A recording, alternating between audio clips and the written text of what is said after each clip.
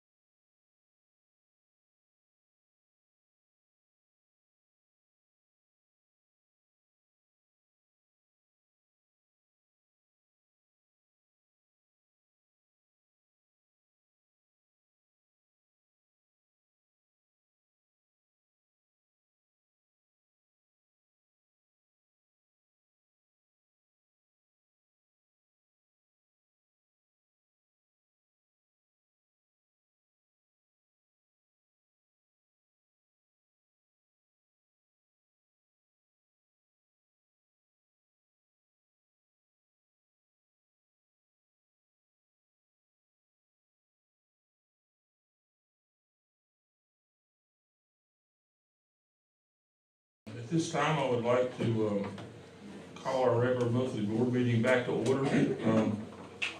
It's great to see everyone here tonight.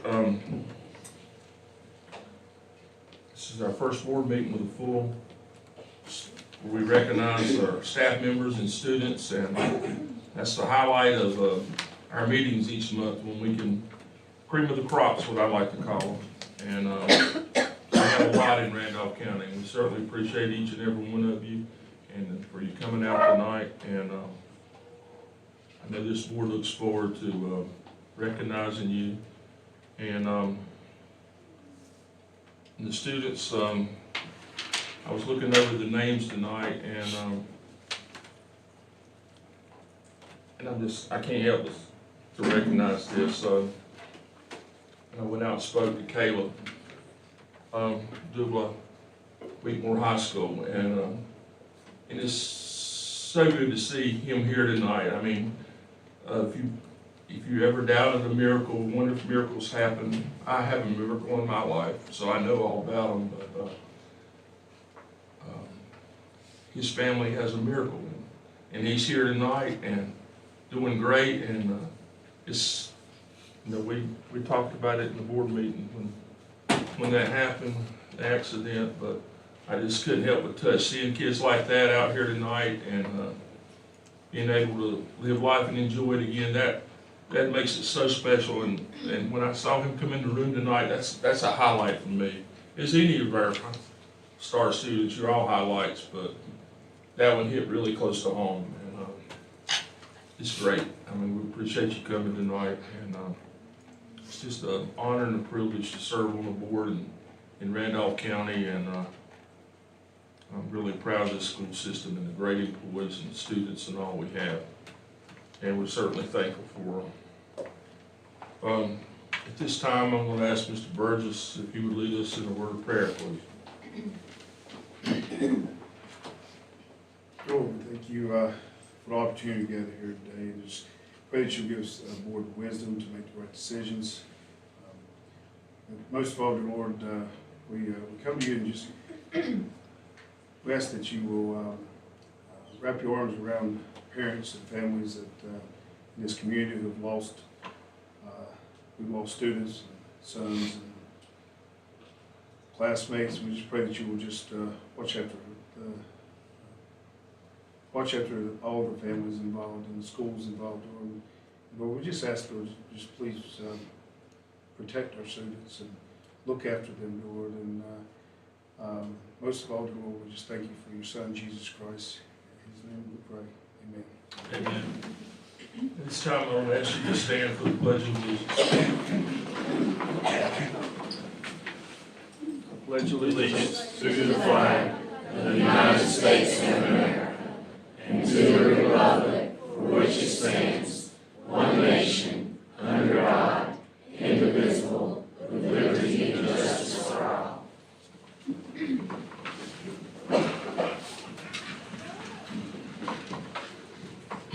At this time, I would like for Dr. Gainey to share some of his comments. Thank you, Mr. Cook and board members. As always, I appreciate all your hard work. Obviously, this is on top of what you do every day in your jobs, and I appreciate your support of our school system. I want to just highlight some things that happened the last month. There on August 20, 21, and 22, we had open house events throughout our school system. I had a chance to visit multiple schools. I want to say a big thank you to the students, staff, and parents for making those great events. High attendance numbers, high level of excitement and energy, and to the staff, so well organized. And I hope we don't take that for granted, because that is something I'm always going to point out, because that's not how it is everywhere. But these events are always well organized. I had a chance on the 21st also to go to Camp Caraway to see the child nutrition staff members and publicly thank them for all the great work they will be doing, or we're going to be doing. Camp Caraway is a special place to me. As a little boy, I grew up at the coast. As a little boy, I came to Camp Caraway every summer. And so I always like to go over there. I don't get over there as much as I wish, but it's always good to go over there and also see our staff. On the 23rd, right before school started, we had a staff appreciation breakfast for the Archdale Trinity area schools.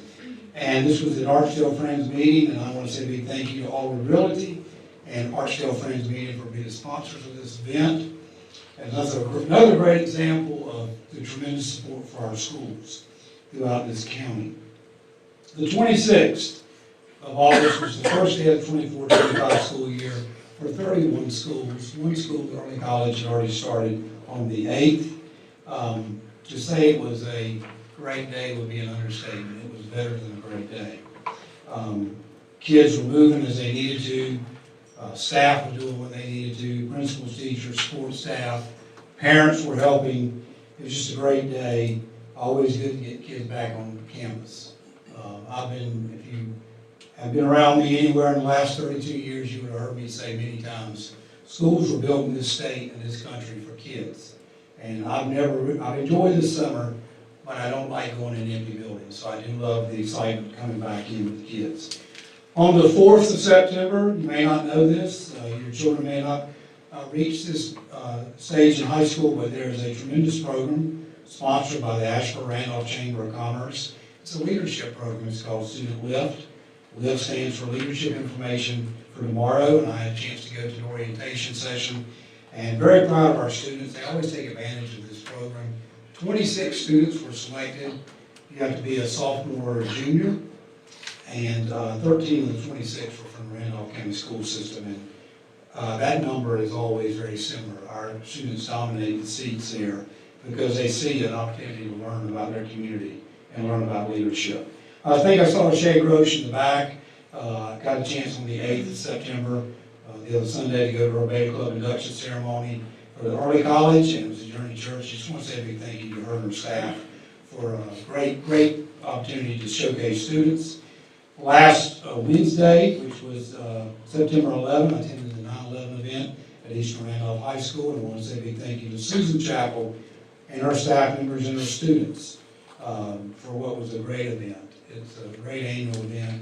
And, you know, I see a lot of things when I go to campuses, but more times than not, 99.9% of the time, this isn't the easiest task, but I see students doing what they're supposed to, particularly in these big events. It's not the easiest task to get students in, seated, events start on time, everything, there's respect for the event, but that happens a lot in this school system, and again, I hope it's something we never take for granted. So thank you, Susan, for that annual event. I always enjoy attending that. I want to take a moment. I mentioned this earlier, about a couple months ago, but we have a change in recipient. Rachel Henley is a teacher at Randall High School, and she has been named the Linda Petty Honored Educator Scholar for the 24-25 school year. And you may not know much about this, but this program, or this scholarship, she will get a scholarship to the North Carolina Center for Advancement in Teaching, which is NCAT. Many educators know it as NCAT. And she'll go to Cullowhee, North Carolina. This will cover all expenses such as instruction, program materials, food, and lodging while she's on the campus. It also covers the cost of her substitute teacher while she's gone, and she will get a $250 gift to use on supplies in her classroom. And maybe probably as special as all that is, she's the Linda Petty Honored Educator Scholar, and that scholarship is named after one of the all-time great people ever associated with our school system. So that itself is a tremendous honor. So congratulations, Rachel, if you're out there listening tonight. Finally, I want to say a big thank you to Elizabeth, or congratulations to Elizabeth Tillery. On the 3rd of September, she was recognized as our Teacher of the Year for Randolph County School System, and if you've never been in her classroom, you're missing a treat. She is a great high school English teacher. Just unbelievable what she does with her students. Brian Todd, I believe is she still your Beta Club advisor too? Been to her Beta Club ceremonies. They're just like, I mentioned Shay Grosh's early college ceremony, just unbelievably organized, and the kids are doing the speaking. It is great. But we did have a great banquet that night. I want to say a big thank you to Sean Hildreth and Andrea Foxworth for their leadership and the rest of the HR department's leadership. I also want to take a moment because that's an event we named a winner. But we had 5 tremendous finalists on the stage, 32 tremendous Teacher of the Year nominees from one from each school. But I want to point out the other 4 finalists: Harmony Klein, Hopewell Elementary School; Warren Wood, Randolph Early College High School; Sarah Davis, Randall High School; and William Bolano, UR Ridge 612. It was a night of the stars. It was a night of the best all over the room at Pinewood Country Club. And I just want to say a big thank you, as I see a bunch of our principals out in the back corner of the room and maybe some other places, but I want to say a big thank you to you for the way we started school. It starts in your office, and it starts with your leadership and how you disseminate that leadership across your campus. So just know I'm very proud of you, and I appreciate you all being here tonight to see your students recognized, students and staff. You don't know how much you mean to them. If you could stand with me and hear the conversations they have with me at events, you would know how much you mean to them. And so thank you, Principal, for being here tonight. Mr. Cook, this concludes my comments. Thank you, Dr. Gaines. At this time, I need a motion to approve the August 19th, 2024 minutes. So moved. May I have a second? Second. All those in favor say aye. Aye. Opposed? Motion carries. At this time, we're going to move on to definitely the highlight of the night is the recognitions. And Amber Ward will call out your name, and if you'll come forward, we'll have a plaque for you. We'll start out with Star 3 students and then Star 3 employees, or Star employees. Thank you, Mr. Cook, and good evening to you, our other board members, Dr. Gainey, and to all of our guests. It is now time to recognize our Star 3 students for September. The Star 3 program honors students who are respectful, responsible, and doing the right thing. The criteria for selection could include being a role model for others, making positive accomplishments inside and outside of school, good attendance, passing grades despite obstacles in life, good behavior, and nomination from a faculty member. We again want to extend our gratitude to our Star 3 sponsor, Wayne Thomas Chevrolet, who will purchase the 96 Star 3 student plaques to be handed out during this school year. We are grateful for their support of our students. And now for the presentation of the Star 3 awards. Students, as I call your name, please come to the front to receive your plaque and remain at the front until all the students have come forward. Parents, other family members, or anyone else here in support of the student are welcome to stand. After all the students have come forward, there will be an opportunity to take photos at the end. Archdale Elementary School, Zoe Tang. Zoe consistently demonstrates exceptional character and responsibility. He is kind-hearted and readily offers help to his classmates, showing a genuine willingness to support others. In the classroom and on the bus, Zoe's reliability is outstanding. He consistently goes above and beyond, giving 100% effort every day. We can always count on him to set a high standard for dedication and kindness. Archdale is extremely proud to have Zoe as our Star 3 student for September. We start you right in the middle.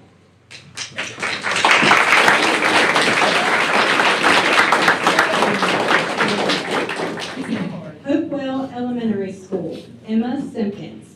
Emma is an absolute joy to have as a student. She is an excellent worker, challenges herself, and has great perseverance. She goes above and beyond to include and befriend everyone. She advocates for all students despite their differences and welcomes everyone with a smile. She is inclusive and treats everyone with respect, kindness, and compassion. She goes out of her way to include them in activities, ensuring they feel welcome and supported. Emma's action shows her genuine empathy and understanding. Her respect and caring nature help foster a positive environment and set a wonderful example for her peers. She is a helper to all, including her teachers.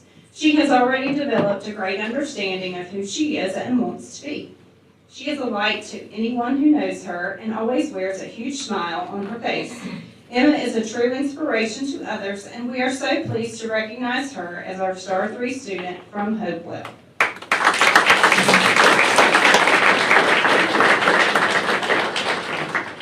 John Lawrence Elementary School, Nora Jackson. Nora is one of the sweetest and most genuine students you could ever meet. She has such a big heart that cares for others and is kind and helpful to everyone around her. Nora is determined to do her best on every assignment and be the best friend or student anyone can ask for. She has an incredible love for learning and works extremely hard in school. In the past year, she has overcome obstacles that she did not think were possible. Her teachers are elated that she continues to push herself beyond the limits of achievement that she sets for herself. Nora is more than deserving of this Star 3 award, and we could not be happier or more proud to have her attend John Lawrence Elementary School.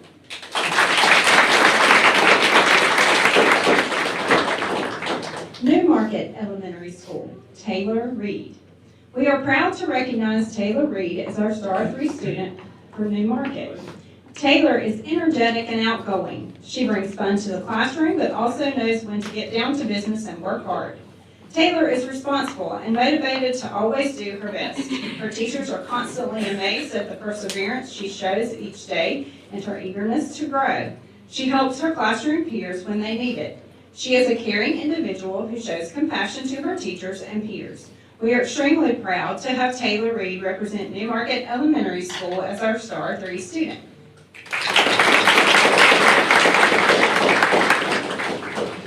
Randolph Early College High School, Yarlise Ponce Riddler. Yarlise is a responsible, hardworking student who is a joy to teach. Every morning, Yarlise is the first at my door to start our Economics and Personal Finance class, EPF. She is polite, cheerful, and most importantly, eager to learn each day. She attentively listens and actively participates in every class period. Having taught her in American history last year, I knew her to be a hardworking student. But this year, she has really taken off as a motivated and enthusiastic learner about all things economics and business. She has already self-enrolled in a real estate class and will take her exam for her real estate license this fall. After that, she has made plans to take a tax preparation class. She consistently reads self-help and finance books, listens to podcasts, and even works with business mentors in the community. Her dream is to pursue a business degree at UNC Charlotte. It is worth noting that in the midst of all this work and preparation, she takes time to help out her family. She is willing to translate for her parents when they need her and even help them clean out a house they have purchased as a real estate investment. I am so pleased and proud to nominate Yarlise as a Star 3 student for Randolph Early College High School.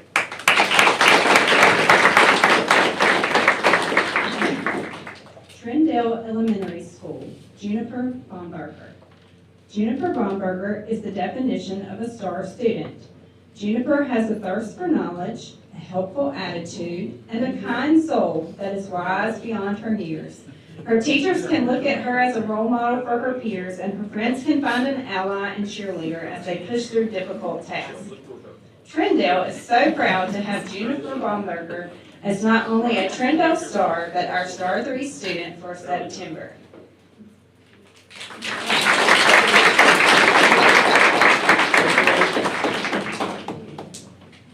Trinity Elementary School, Timothy McCoy.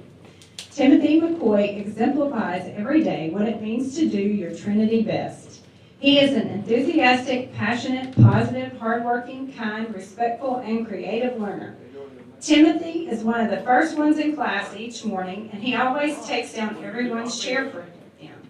He is always looking for ways to help and make others feel good. For example, when our word of the day was beautiful, Timothy used the word in a sentence by saying, "Everyone is beautiful in their own way." He understands that in life we face difficult challenges, but if we try our best and use all the tools in our toolbox, we will be successful in our efforts. He understands the importance of making mistakes and emphasizes to himself and his classmates that we learn from our errors. I can always count on Timothy for a hug and a word of encouragement as he strives to help others learn and grow, including his teachers. His resilience is admirable and will allow him to accomplish anything he puts his mind to. Trinity Elementary School is proud to recognize Timothy McCoy as our Star 3 student for September. Trinity High School, Lillian Moorfield. Lillian is a student whose friendly personality is recognized and valued by students and staff. She is always willing to help if she sees an opportunity or need. This school year, Lillian has really stepped up with leadership with our yearbook. We are proud that Lillian is a Trinity Bulldog and appreciate all that she adds to our school community.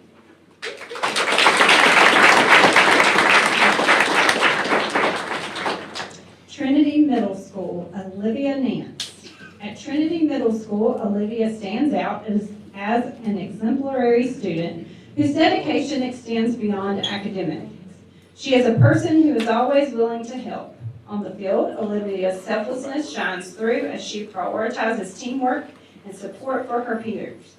Additionally, her compassion and commitment to the school community are evident in her work with the students in the special needs classroom, where she offers her time and care to make a positive impact.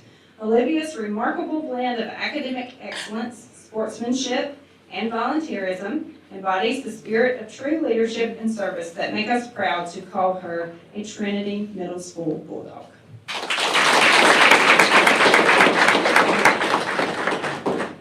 Wheatmore High School, Caleb Doolin. Wheatmore High School is proud to announce Caleb Doolin as our Star 3 student for September.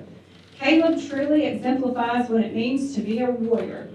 During the last 10 months, Caleb has fought diligently to regain every aspect of life, including getting back to his current level of learning. He truly is a miracle. He has overcome obstacles that many would never imagine feasible.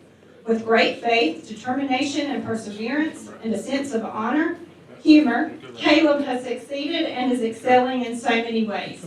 He is not only a role model to his peers, but also a great inspiration to the entire Wheatmore High School community and everyone who has come in contact with him. His positive outlook on life is encouraging for those who know him well. Therefore, we are proud to recognize Caleb as Wheatmore's Star 3 student.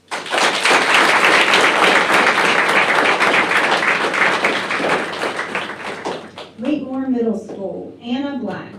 Anna is a student who is known for her kindness and hard work. She always tries her best in everything she does and is committed to improving herself each day.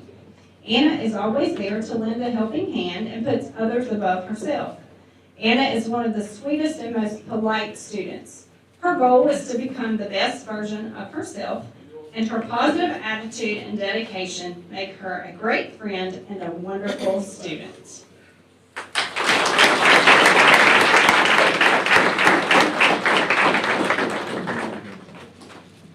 All right, guys, Miss Fowler's going to get a picture. Everybody look at her.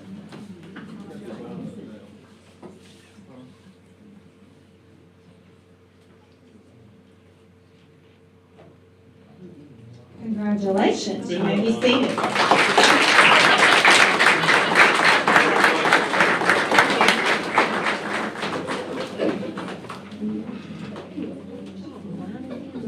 Told my business was on, I've been in line up or two in my life.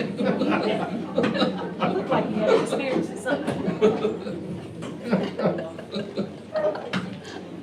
Now it is time to recognize our star employees for September. The Randolph County School System Star Employee Award recognizes school employees who take responsibility, exhibit good character, and serve students on an ongoing basis. Each of our 32 schools, along with Central Services, awards 2-star employees each school year. Awards are presented to star employees at our monthly Board of Education meetings from September through February. For the 7th year in a row, Vicki Gallimore of RE/MAX Central Realty is serving as the sponsor of our RCSS Star Employee Awards. As sponsor, Vicki Gallimore is purchasing the 66 plaques to be handed out to our winners during the 2024-2025 school year. We are extremely grateful for Vicki Gallimore's support of our school staff members. Star employees, as I call your name, please come forward to receive your plaque. And as the award recipient comes forward, anyone here in support of the star employee is welcome to stand. Employees remain standing at the front, and we will have an opportunity to take a group photo at the end. Archdale Elementary School, Tara Cecil. Ms. Cecil is an outstanding teacher, intelligent, organized, and creative. Her natural ability to connect with students and her ease in handling the 2-3 combo class is remarkable. She expertly balances discipline with encouragement, creating a positive and effective learning environment. Always going above and beyond, she ensures that both grade levels thrive. Her great attitude and dedication make her an amazing educator. She is an exceptional collaborator, always contributing positively to the team and supporting her colleagues. Her cooperative spirit and willingness to share ideas and resources make her an invaluable asset to the teaching team. Archdale is extremely proud to have Ms. Cecil as our star employee for September.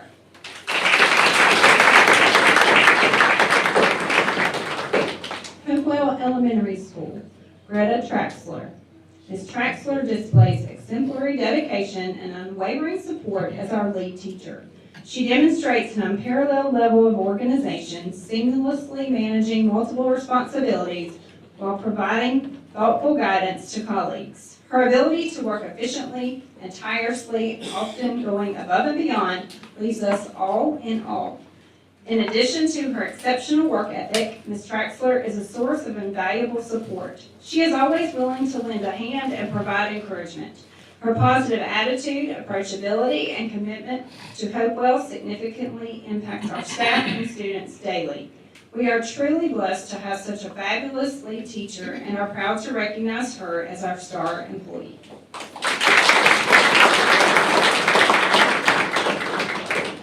John Lawrence Elementary School, Jessica Crapese. Jessica Crapese goes above and beyond every day for her third grade students at John Lawrence Elementary School. She performs her work with vigor and pride and lets her students know each day how much she loves and appreciates them. Just like herself, she has high expectations for her students in everything that they are working to complete. Ms. Crapese is passionate about her students and has made great relationships with students, families, and her third grade teammates. She also puts a lot of time into the yearbook and makes that look amazing year after year. Ms. Crapese's work ethic is top-notch. She takes pride in every aspect of her job. John Lawrence Elementary School is extremely proud to have Jessica Crapese as our star employee for September.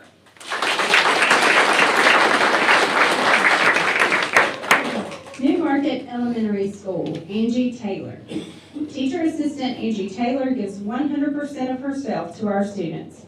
Ms. Taylor has worked many extra hours outside of normal work hours to help teachers create appropriate classroom environments for students to receive the education they deserve. Ms. Taylor provides our students with a loving and nurturing approach upon arriving at school. She has wonderful relationships with students, parents, and staff alike. Ms. Taylor has brought many great ideas to the classroom that make our days run smoothly. She is willing to do whatever it takes to help our students be the best they can be. Ms. Taylor has an excellent work ethic and proves to be a wonderful employee every day. New Market Elementary School is proud to have Angie Taylor represent our school as a star employee.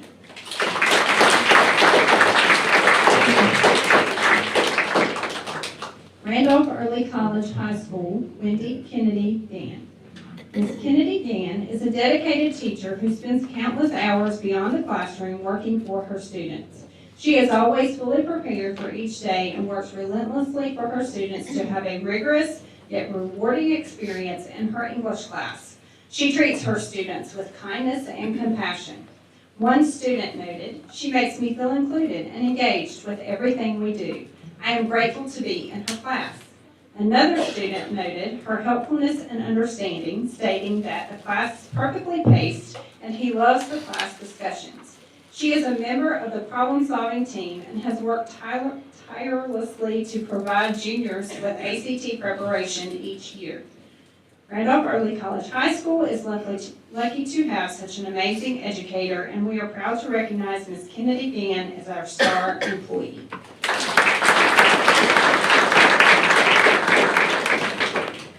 Trindale Elementary School, Tabitha Bentley.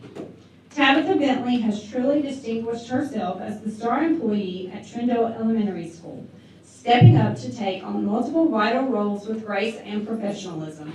In the absence of a lead teacher, she has seamlessly filled the void, facilitating professional learning communities, PLCs, and coordinating essential tasks like beginning of year assessments. Her leadership extends to organizing family engagement nights, ensuring the school community remains connected and involved. Beyond her instructional contributions, Tabitha has been a problem solver, troubleshooting technology issues for teachers to ensure smooth classroom operations.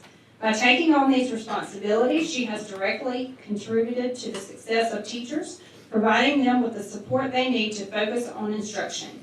This, in turn, impacts the success of our students, creating an environment where both educators and learners can thrive. Additionally, she serves as a cornerstone for the administrative team, providing unwavering support and stability. Her dedication and multifaceted contributions make her an indispensable asset to the school.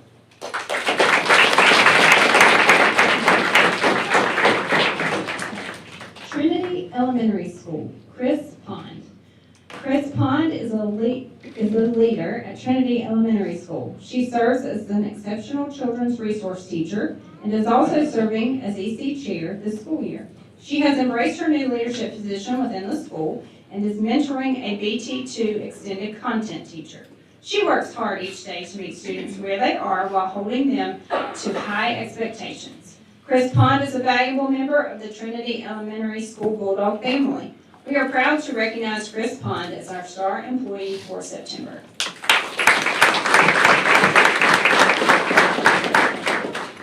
Trinity High School, Amber Coble.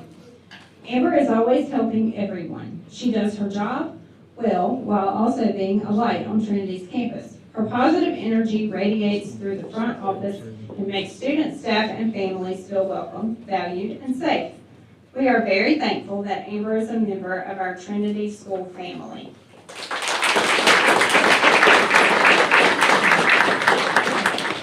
Trinity Middle School, Tay Wynn. Tay is always smiling, whether he is behind the cafeteria line serving food or behind the wheel driving the bus. He enjoys the people around him and makes them enjoy their day. He is always willing to go the extra mile and help whomever needs it. It is also common to see him delivering a coffee to someone to brighten their day. He is a fantastic employee, a caring friend, and a hard worker. We are proud to call Tay a Trinity Middle School Bulldog.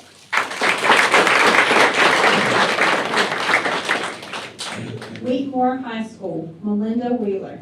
To say that Melinda Wheeler is an extremely hardworking and dedicated employee would be an understatement. Since the opening of our doors in 2009, Ms. Wheeler has served our community with distinction, working both as a bus driver and a child nutritionist. Her outstanding attendance record in both roles ensures that students arrive at school on time and receive the nutritious meals they deserve. She is often called upon to drive additional routes or assist with field trips, always stepping up without hesitation.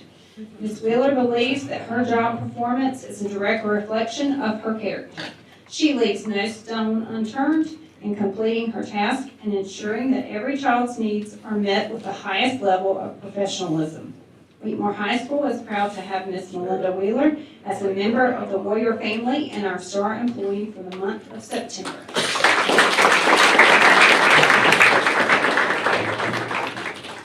Wheatmore Middle School, Jessica Haynes. Ms. Haynes goes above and beyond to support the teachers at Wheatmore Middle. She prepares and facilitates grade level meetings and plans daily with our long-term subs. Ms. Haynes ensures that teachers have engaging resources to support state standards and ensure success for our students. She is kind and bubbly, energetic, and fun. Ms. Haynes also helps educate teachers and facilitate MTSS and support students at all tiers. Wheatmore Middle School would not shine as bright without Mrs. Haynes. We are so fortunate to have her as our lead teacher.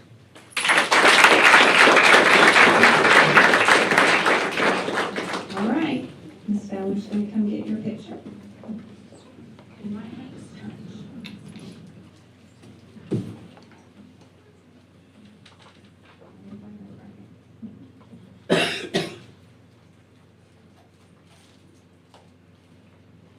Thank you. You may be seated. You're actually welcome to.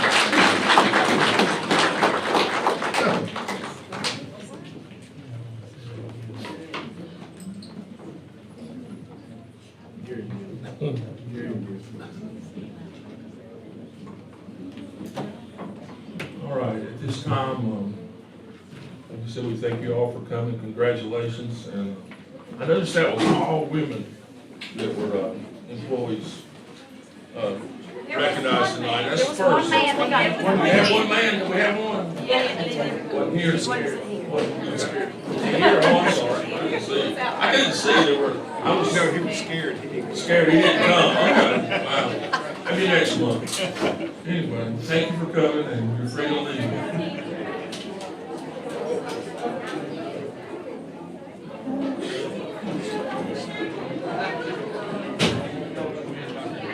We'll take her in a game of basketball.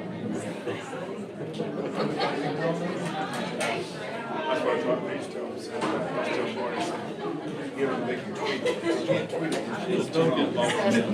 They're only allowed so many letters. Isn't that what it is, letters, what is it, letters or spaces or Yes. clicks or something, I don't know. Thank y'all for coming so much.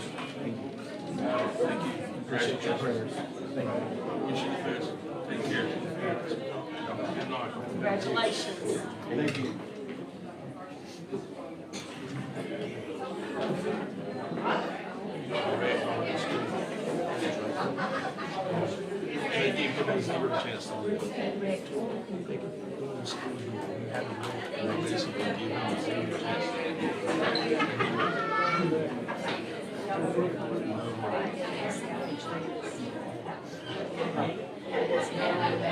Not only live, but it's back in school.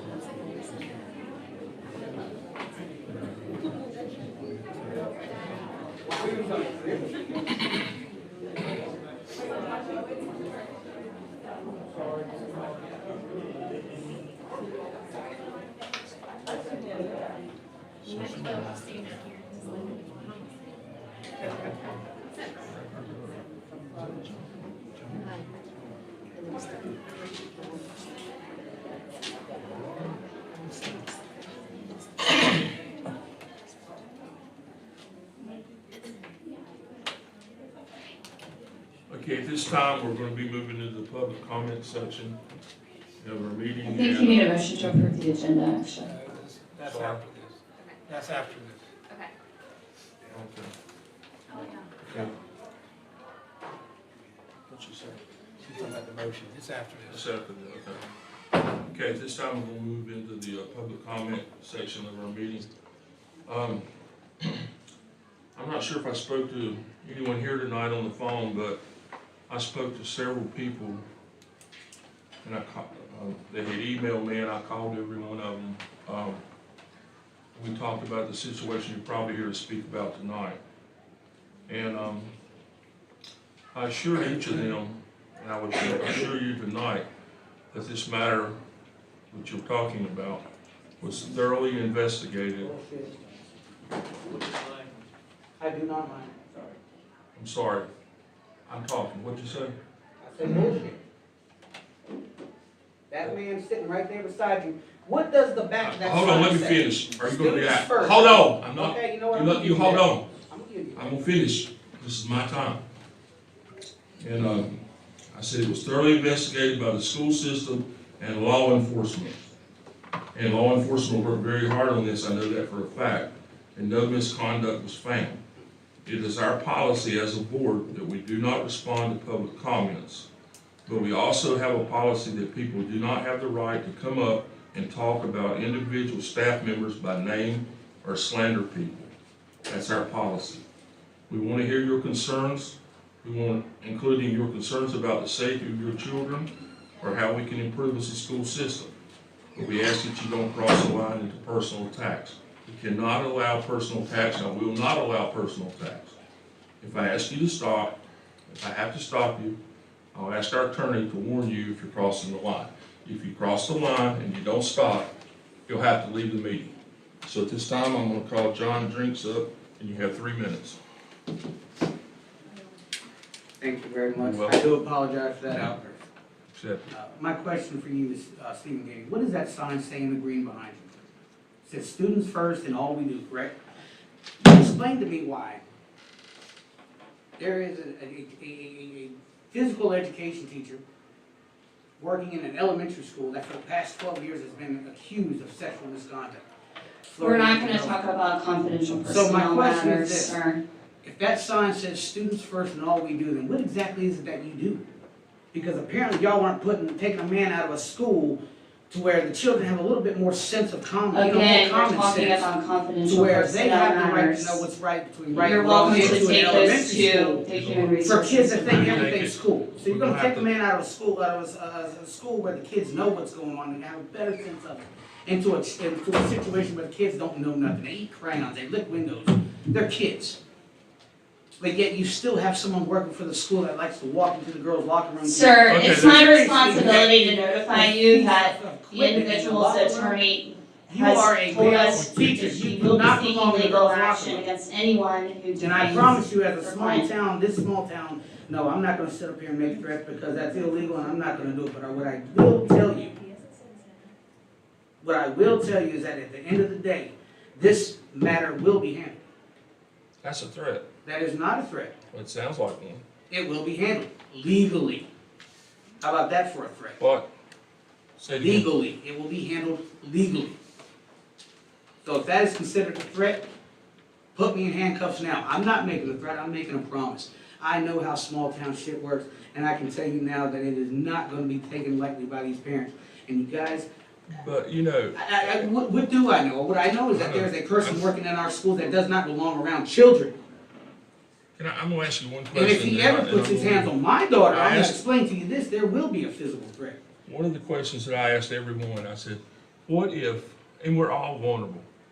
You gonna What stop if that it clock so I happened- got my full what- minute left? What? Are you gonna stop the clock so I got my full minute to speak, or are you gonna I'm talk just over asking, I'm time? gonna say one thing. What if it was your brother? What if it was your sister? What if it was your son? It could happen to anybody, and if you were getting falsely accused. If my brother or any found out. family member or friend of mine got accused of touching little children or making misconduct, sexual comments to girls, I don't care if he's my brother, I don't care if he's my father. He's gonna have a problem, and it ain't gonna be with me. So my question is, why? Why do you sit here and say students first in all we do? If that is what it is, if you're putting students first in all you do, and you're allowed a person that likes to touch children, if that's what you're allowing and that's what you're doing, I You wanna have be been part of it. You warned. made your point, okay? Thank you for Yeah, coming. exactly. 10 minutes, kiss my motherfucking ass. Let that man touch my child. If he don't wanna leave, I appreciate you taking him on out, sir. You better be glad I'm fucking leaving. That's what I'm gonna tell both of them. Make sure he leaves. We will not tolerate that in here. And he's not welcome ever back in this boardroom. Okay, Ms. Smith, you're next. I certainly appreciate if you don't follow his lead. I'm not in this. I'm still on his side because I have two small children and they are females at that school. And as a child that was victimized and nobody believed me, I don't approve of this. Because it's not been one accusation, it's been hundreds of accusations over the 12 years that he's been at that middle school. I know of a cousin who was graduated from the high school who's known about this when he was in the middle school. So I don't understand why you would move someone from the middle school. You're getting into confidential personnel I'm not, information, because I'm and not- again, I'm I ask not- that you again, direct that to the I've Human not mentioned Resources the person's Department. name, I've not said his name, so I'm not. But when you move someone from a middle school to an elementary school and they can't fend for themselves, they don't know how to speak, they don't know what's right and what's wrong if someone speaks the wrong way or whatever. So you move them to someone who's more vulnerable than a middle school kid. I don't understand where y'all think that that's correct. Because I will take my child out like I've been doing since the day I found out that he was there. Every day at PE, they come out, we sit in the parking lot with a snack and juice, their tablets or colored books or whatever, and we sit in the car for that whole minute of PE. They're wondering why. It's because he's not a nice man. One of my children, she's very vulnerable, so she thinks everybody's nice. So what am I going to do, send her in there so he can do something to her? No, I'm not. So every day she's tardy because I sign her out and sign her back in. And I don't think that I should have to do that. I don't think she should have to miss gym class because I don't feel my daughter is safe, and I will protect her every day because I'm not let her go through what I went through as a child. And I think all of you should be thinking of that, of your children. What if it was your child or your grandchild that was going to school with all these accusations? It's not just one or two, I would understand, but it's been more than one or two. And the one that I know of went to the police station. They were asked to do a rape assessment. Why? Because they didn't rape her. So why would they do that? So they backed off. So of course, there's no charges against him. If you have any information, please give it to the Human I Resources have. Department. I That's the have. appropriate forum I through which have, these things nobody are wants to handled. listen because people are friends with this person and people are friends with the family. Well, I'm sorry, but I don't think it's fair. I love my little girls and they'll come out of school every day until he's gone. And if y'all don't care, then I'll have to just move them to another school if I have to.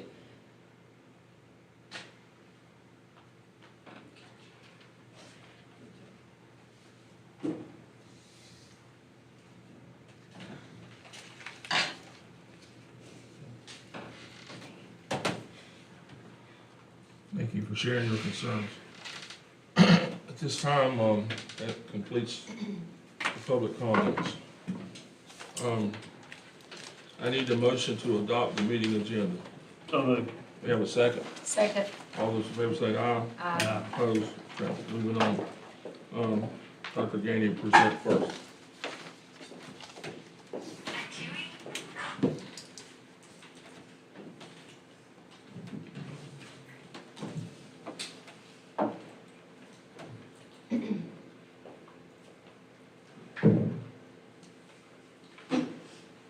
Okay, board members, I have several gifts tonight to present to you. First gift in your packet, all these are information items because they are $5,000 or less. So they're information items per board policy 8220.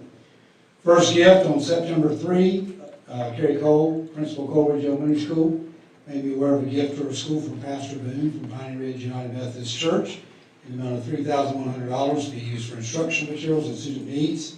I accepted this gift on behalf of the school system on September 4th. The next gift, the next memo has multiple gifts. I want to point these out. On September 9, Judy Cagle, Principal of Farmer Elementary School, made me aware of several gifts given to her school. First of all, the Balkan family gave the school a new 50-inch Vizio television to replace the television in the front office used to display the school's slideshow and announcements. The value of that television is $254.66. Also, the Dorsey family donated a new 75-inch Hisense television to be placed in the conference room to project information during meetings as needed. The value of that television is $647.99.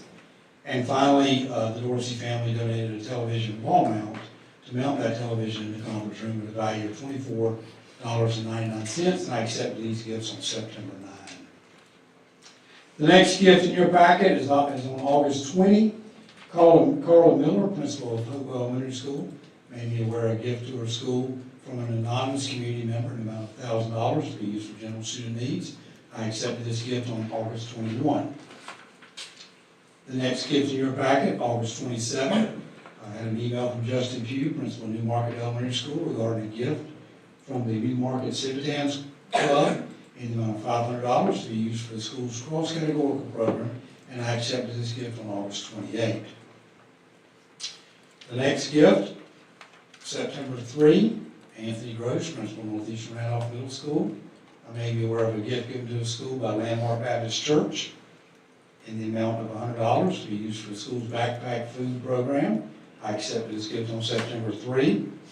Also on September 3, Anthony Gross sent me another email regarding a gift given to the school by Bethlehem Methodist Church in the amount of $155 to be used for the school's backpack food program. I accepted this gift on September 3. And then the final gift in your packet is a gift to Ramblin Middle School that Holly Grissom made me aware of on August 25. It was given to her school by Farm Bureau in the amount of $500. It's going to be used to renovate the raised beds for gardening in the school's agriculture program. and I accepted this gift on August 26th. So, board members, 7 memos. I think one memo has 3 gifts, so almost right up, I guess it's 9 gifts total. Appreciate all the community continues to do for our school and all these individuals, and I bring these to you tonight as information items. Thank you, Dr. Bennett. At this time, we're going to move on to curriculum and instruction. Eric Chapel will be presented first.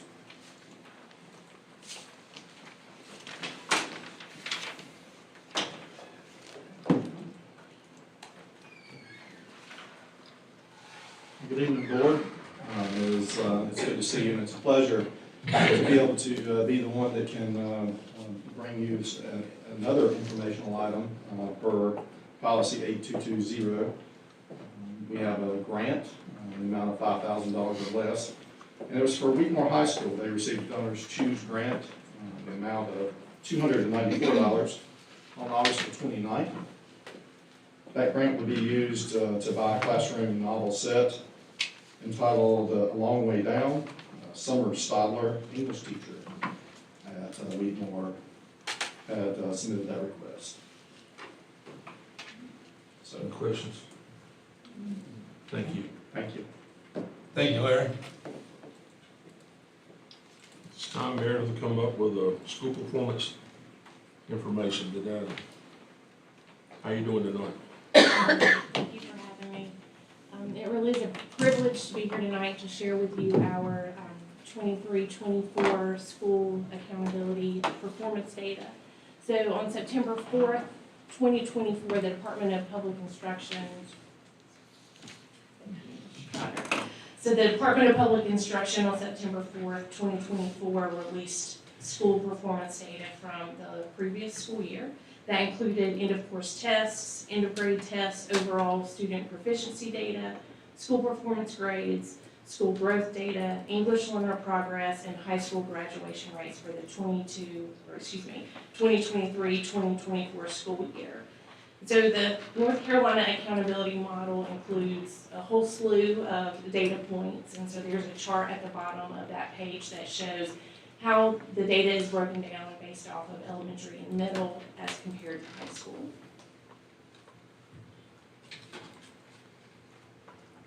And so on the second page, school performance grades are reported for the following subgroups that are listed there: all students, as well as American Indian, Asian, Black, Hispanic, 2 or more races, white, economically disadvantaged, English learners, and students with disabilities. Our long-term goals and measures of interim progress were also shared during a state board meeting. So according to the state's ESSA plan, each school has ambitious goals set by the state with interim measures of progress to assist in closing the achievement gap between groups of students.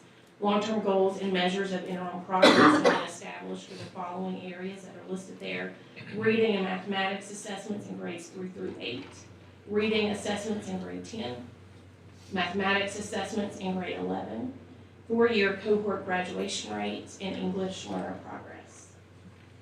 So due to a previous addendum to the state's ESSA plan, the long-term goals for the 2023-2024 school year were originally intended for the 2021-2022 school year. However, all long-term goals have been shifted forward by 2 years, and the list below shows all of the subgroups that are tracked during long-term goals. In addition, multiple classifications exist for public schools in North Carolina, such as low performing, comprehensive support and improvement, also known as CSI, and targeted support and improvement, TSI. The following 2 categories of comprehensive support and improvement exist: CSI low performing and CSI low graduation rate. 2 categories of targeted support and improvement exist: TSI consistently underperforming subgroups and TSI additional targeted support. So there's a link provided for you there if you would like additional information. And so in your packet, I will go through each of the sections at any time. If you have any questions, please don't hesitate to ask. So that next section shows our composite growth and school performance grades for all of our elementary schools.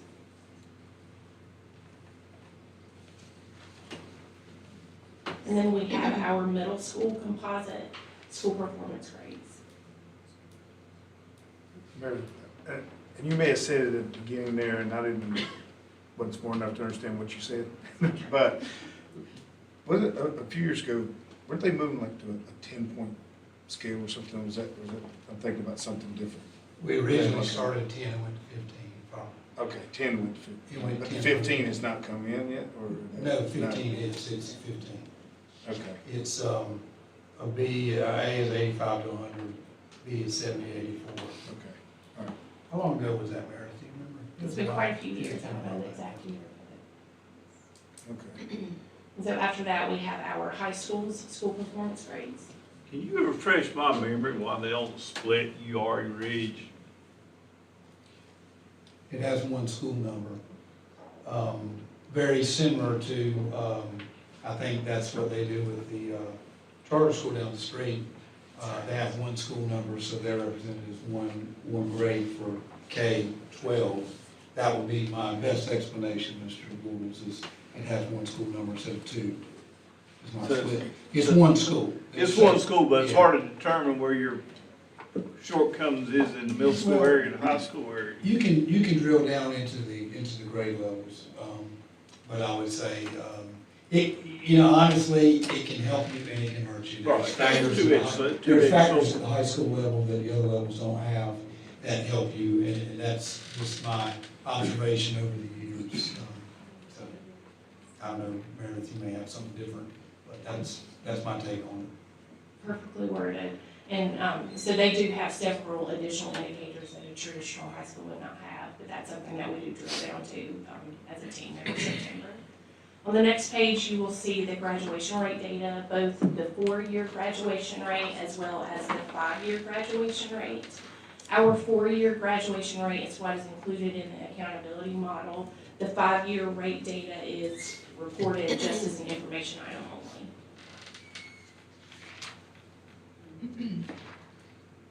So on the next page, we get into our subgroup school performance grades. So provided for you, there are all of the subgroups, and we start with all, and then if you see any blanks, that just means that the school does not have enough students in that subgroup in order to populate a grade. And Meredith, that's 30, right? Is it still 30 to have a subgroup represented? Yes, sir. So if the school doesn't have at least 30 in one of the subgroups, and they don't register as it doesn't register as that school having that subgroup. So in addition to the performance, on the next page, you will see all of the scores for subgroup performance for growth at every one of our schools.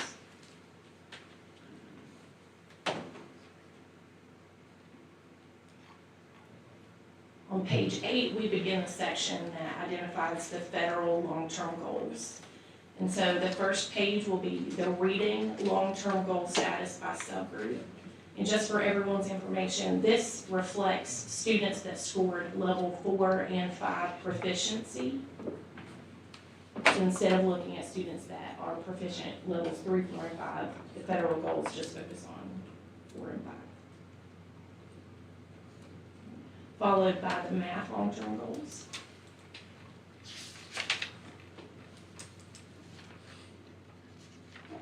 And then our 4-year cohort graduation rate by subgroup. And our final federal long-term goal status is on the next page, which is our English learner progress.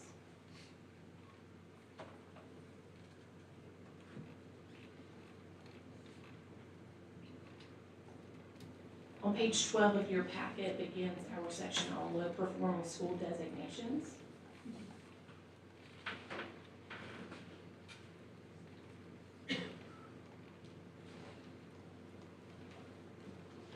Followed by schools that were identified as targeted support and improvement, TSI. Schools, that first page will be consistently underperforming subgroups.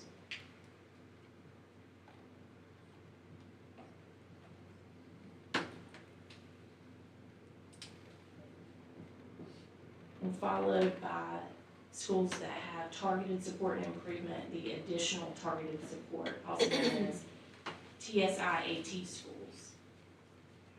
And the cohort numbers that you see there just reflect the entry year.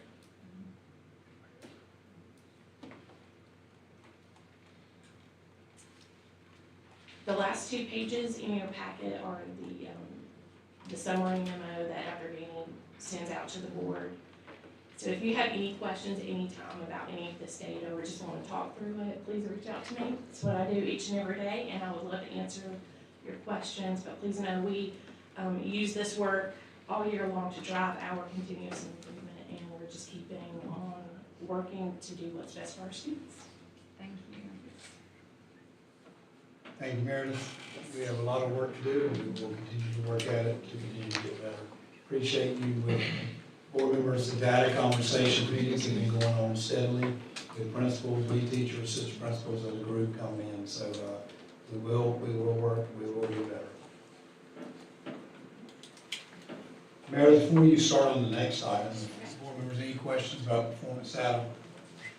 So you already started calling groups in Oh, and yes, that's been going on. goes on all over.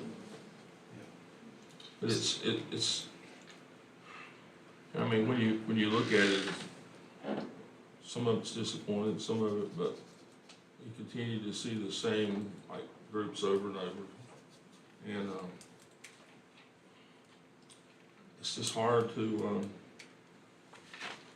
it's a tough job, isn't it?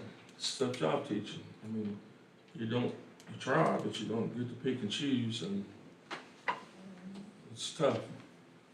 I always saying it, because sometimes the public school, I mean, we take everybody and we don't pick and choose, and some of them's harder to teach than others, so you take the rest, and it's tough. But thank you. Meredith, if I can kick this next one off, just because you're not gonna say it, but I am. Board members, what Meredith is getting ready to present is great work on her part, and a bunch of staff members. 2 years ago, this was reported, and we were out of compliance by the number of tests and the amount of time spent on tests. We were above the state average, and Meredith came in here in September 2022 and was a leader and presented it and showed you what the facts were. And we're gonna be back 2 years later, which we're back now, and we're under the state average in both areas, and that has a lot to do with Meredith and her staff's leadership and curriculum staff and a lot of staff members at school level sharing feedback. So Meredith, thank you. I'm just gonna say it on the front end, thank you, because it's 2 years later. It's hard when you have to wait 2 years to address something the way the statute is, but we're following the statute, and here we are. We're under the state averages. So go ahead, Meredith. All right, thank you, Dr. Gainey. So a review of the local testing report data for the Randolph County school system for the 2022-2023 school year and the 2023-2024 school year is noted in the following chart. Based on this data, our school system is compliant with the general statute listed there in terms of the number of local tests administered and the amount of time used on local tests in a single school year. The school system's local testing plan for the 2024-2025 school year has to be submitted to the North Carolina Department of Public Instruction by October 1st, 2024. Our local testing plan for the school year is attached for your reference. We've made a lot of progress. This is very exciting. So Meredith, the way I read it, we are almost just shy of 3 points below the state average on total tests given during the last 2 years averaged together, and I guess about 2 points below the state in the amount of time spent on tests in a year. And so that is huge. There's a lot of things that happen in schools beyond testing, and so I appreciate your attention to this and your work, again, with all the staff members you work with to get us to this point. And I appreciate your leadership in September 2022 of bringing the report in and just saying, we're out of compliance, we've got work to do. So. Thank you. Thank you. Thank you.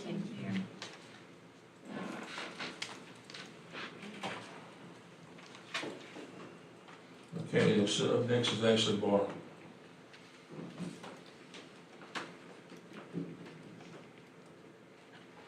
Good evening, board members. I'm happy tonight to bring you our 2024 summer reading camp results. Summer reading camp was held June 17th through July 3rd for 11 days total. We had a total enrollment of 386 students who attended. That was 245 in second grade and 141 in third grade.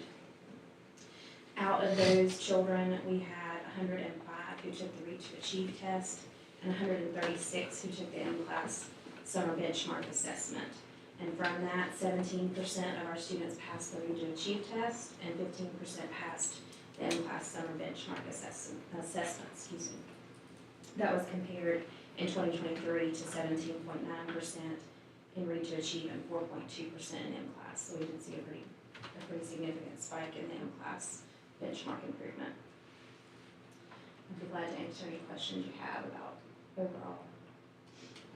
Board members, I want to point out something, and I think I could teach, I don't know if I could teach reading or not, but the education I get from staff, particularly when I'm asking Ashley a gazillion questions about reading camp and everything else, but this has come up before, and in the past, Mr. Bowles, you know, we've always had a little concern about what the state gave us money for reading camp, and we had to give money back. You remember that? Mm-hmm. Well, I'm going to tell you, I'm looking for our numbers right now. Last year for summer 23, we had to give back $64,904.32. And that's simply because it just couldn't make another round without us having to use our money on the camp. You know, that's as far as we could go to. But I'm very proud to tell you that Ashley and Lynette did a great job with this for many, many years. Lynette Graves and Ashley has picked up right where we were with this, and she has given back this year to the state $7,514.80. That's about as good as you can get when you started with $225,430. So Ashley, thank you. That is huge. I received a chart from Ashley today that just blew me away. Just all the data. I was talking to Tammy about it today, so thank you. Thank you for your attention to this. And this school system has a history of this, as you know. Take nothing away from Lynette Graves as well, because she did a great job with it for so long, and Ashley, I just appreciate you picking it up and running with it. We have 2 years towards the baseline. We'll move forward with this reading camp. Obviously, the pandemic kind of messed the camp up we'd had for years, because there was some change in directions on it. Thank you, Ashley. Thanks, Ashley. All right. Marty Trotter.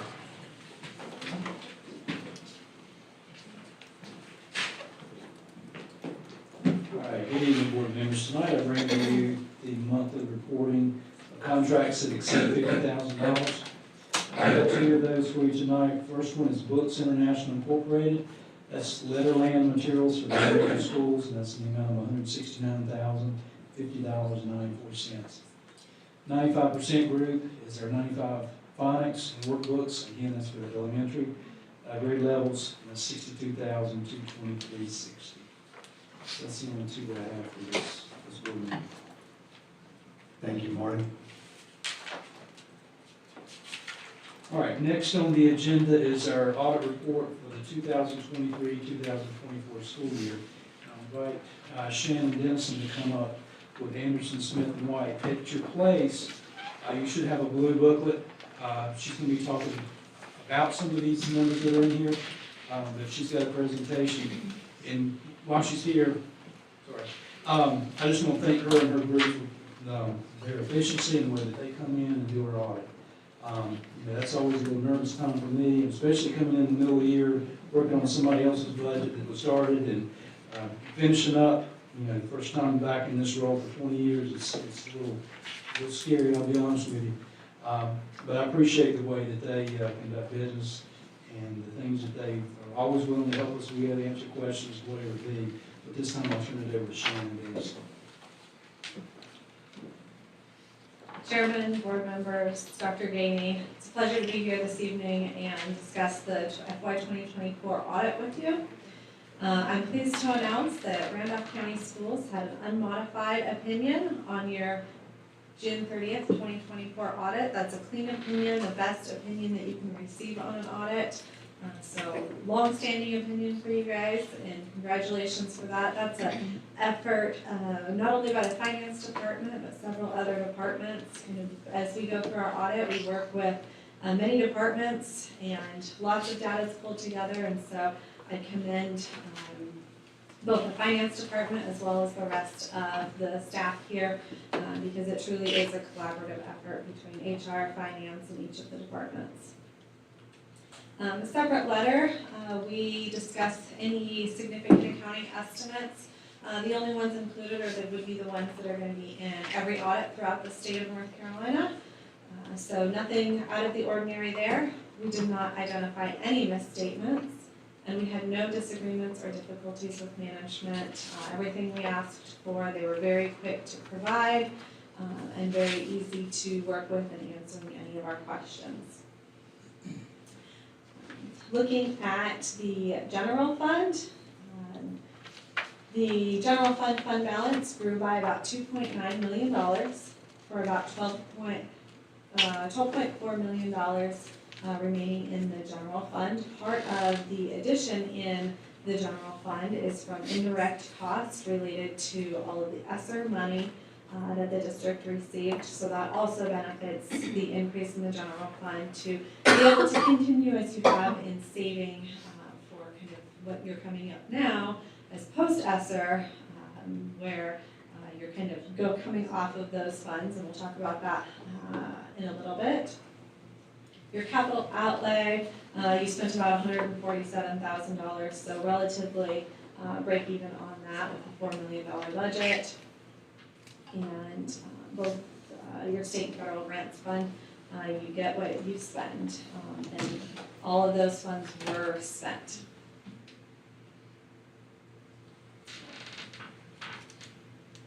You've allocated about $654,000 into this year's budget.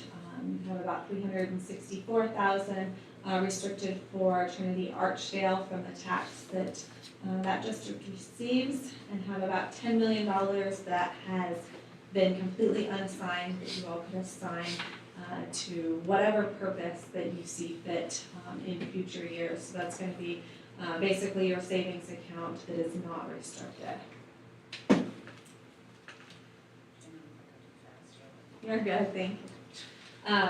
Comparing the budget that you all passed compared to the actual expenditures, there were no areas in which the district was over budget, so everything that they did was according to the budget that you all passed, and any amendments that were passed.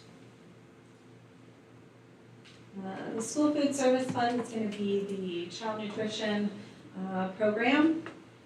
And with that program, you saved about $141,000 and have about $7.7 million in cash at the end of the year for that fund. So a healthy amount of savings there. We look at cash specifically for the child nutrition fund compared to fund balance and the other funds, just because the accounting is a little bit different in the child nutrition fund, since students have to pay for meals / the new CEP grant, but essentially you're providing a service different from the government.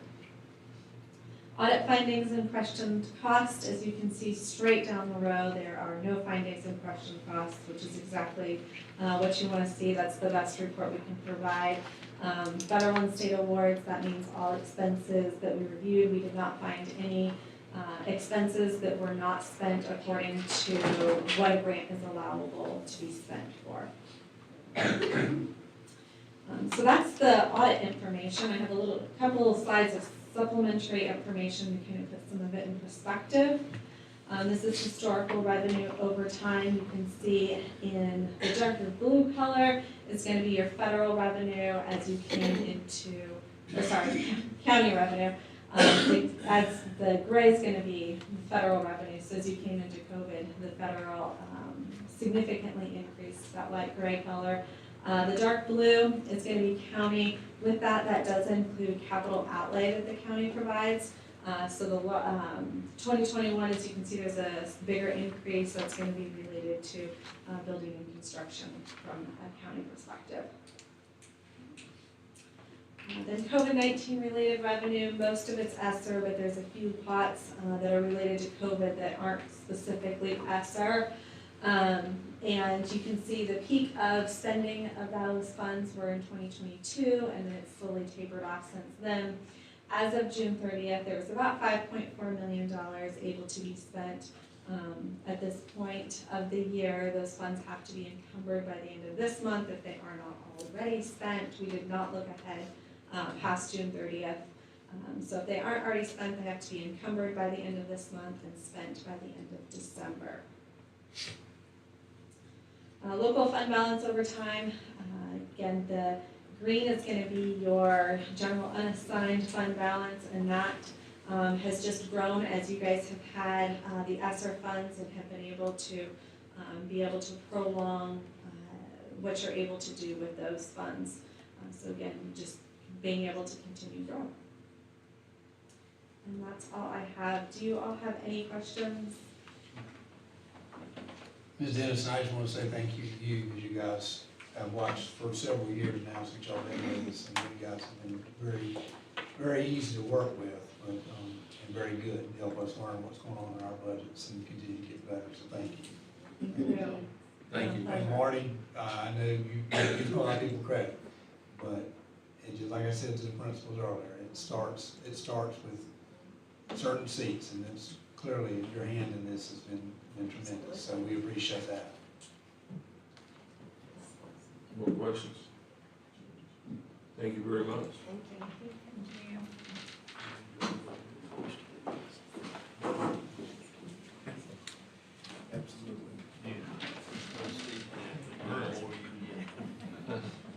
Dr. Danny, you, at this time, I need a motion, I have one consent. Need a motion to approve the consent item. So moved. Second. All those in favor say aye. Aye. Opposed? Motion carries. This time we'll go into action items with Dr. Gaines. Okay, board members, you have a memo with the School Board Association annual meeting is coming up.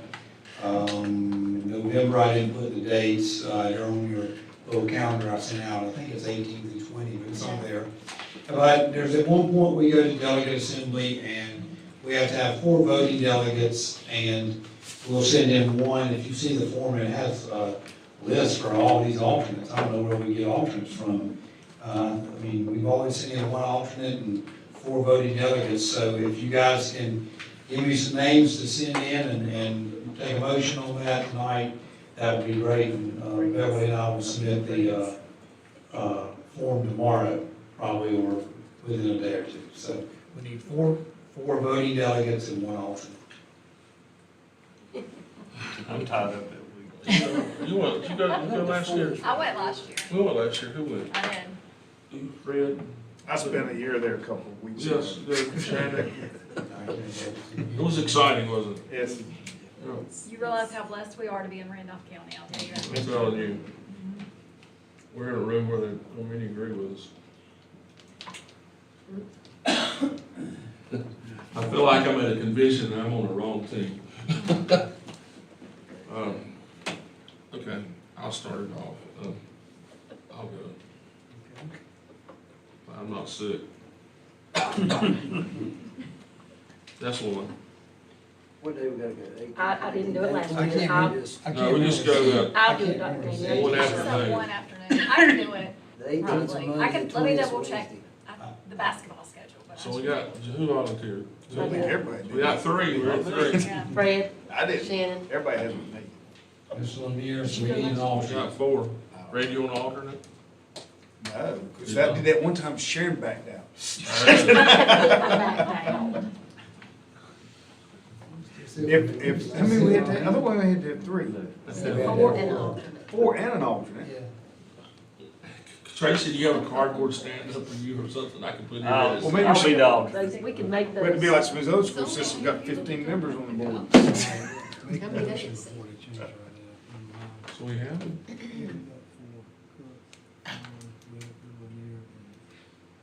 Tracy said he Okay. says. So I need a motion to Back approve. out, y'all. I need a motion to approve myself, Sharon Farlow, Shannon Whitaker, Philip Davis, So moved. 4 voting delegates for the Randolph County Board of Education Annual North Carolina School Boards Association Conference in November, and Tracy Bowles as the alternate. Mike Sink alternate for the alternate. All those in favor Frank's say the aye. alternate for the alternate also. So moved. So moved. You got it. You'd already. Okay, all those in favor, say aye. Opposed? Okay, motion carries. See you over there, Tracy. Oh, goodness. Okay, I think that was a permanent. Got 200 bags of sugar. Yes. Mr. Brinkley. No, she's all right. All right, good evening, board members. The calendar committee will start work on the 26-27 calendar. First meeting will be held in October. So the meeting schedule is listed on your memo. I am requesting that a board member be appointed to the committee to serve along with parents and staff to help develop a new calendar. Be glad to answer any questions you may have about the calendar process or the schedule. I'll help on it. Shannon said she'd be my backup. I'll be the backup. We haven't There had you go, any guys. problems with Quit the calendar sweating. since Sharon Quit was on there. We'll tag team, we'll do it. One of us will be there. Okay. Is that all right? Yeah, we'll make a plan. Thank you, board members. Thank you, Dale. Yeah, you guys, you didn't vote, you just volunteered, you actually appointed her. I make a motion that Ms. Whitaker and Ms. Barlow do count. I just want y'all to I will see who's second carrying the it. weight. That's right. And all those in favor would say aye. Aye. You guys do a great job at that, you really do. See, that's what they You never do. had a problem? That's what they since do. we've been Y'all do such a great Y'all job. do a better job. The See? year I was on it, then people hated there. me. Your trace was on, it snowed all the time, so we're not going back there. They allow our snow. Yeah, we don't allow snow. We don't allow- Just don't, whatever you do, don't let anyone talk you out of those 5 days that we Oh, no, actually. no, no, no, no, no, no. We stand firm. Those 5 days are good. There'd be more hurricanes. Okay, at this time, Sharon, I'm gonna ask you to do your thing. Make the All right, motion. I move that the Randolph County Board of Education go into closed session pursuant to North Carolina General Statute 143-318.11, A, 1, 3, and 5, to preserve the attorney-client privilege to discuss confidential personnel matters protected by the North Carolina General Statute 115C-319, and to discuss negotiations related to the acquisition of real estate. All right, we have a motion, we have a second. Second. Closed session. All those in favor say aye. Aye. Opposed, motion carried. Thank you.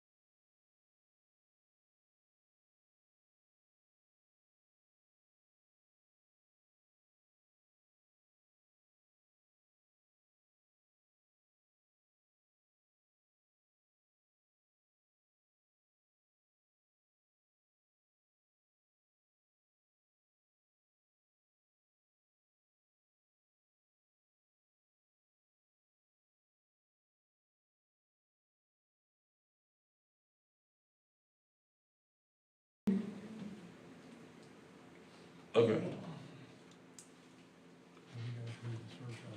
Yeah. Okay, first of all, I need, yeah, I probably do. I need a motion to approve the certified personnel report. So, I'll need a motion, all those, need a second. Second. All those in favor say aye. Aye. Opposed? Okay, I need a motion to approve the classified personnel report. so move. Have a second. Second.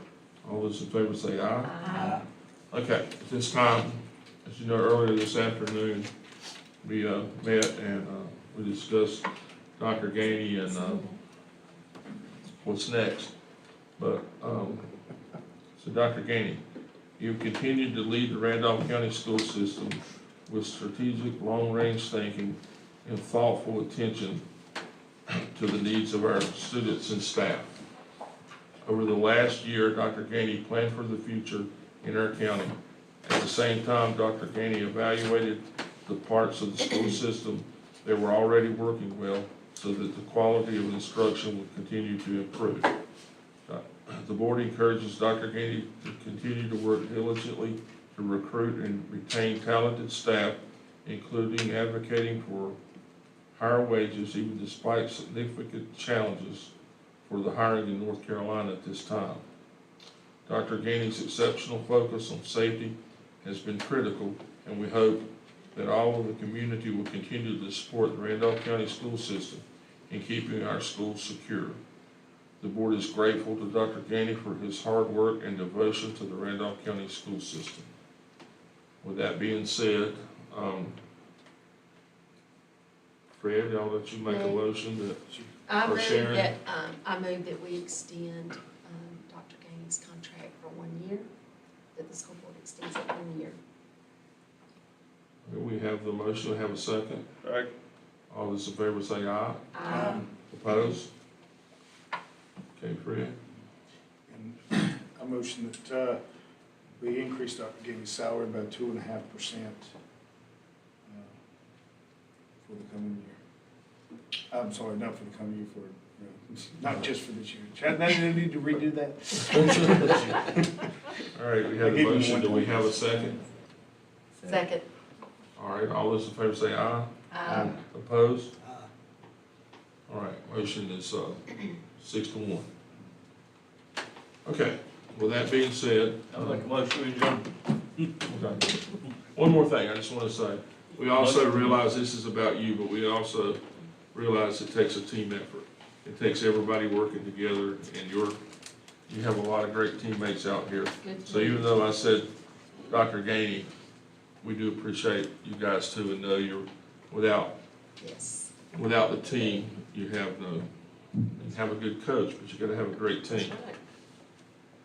Sure. But thank you for all you do, and you guys as well. Thank you. All right, Tracy, you would, Motion. someone second that.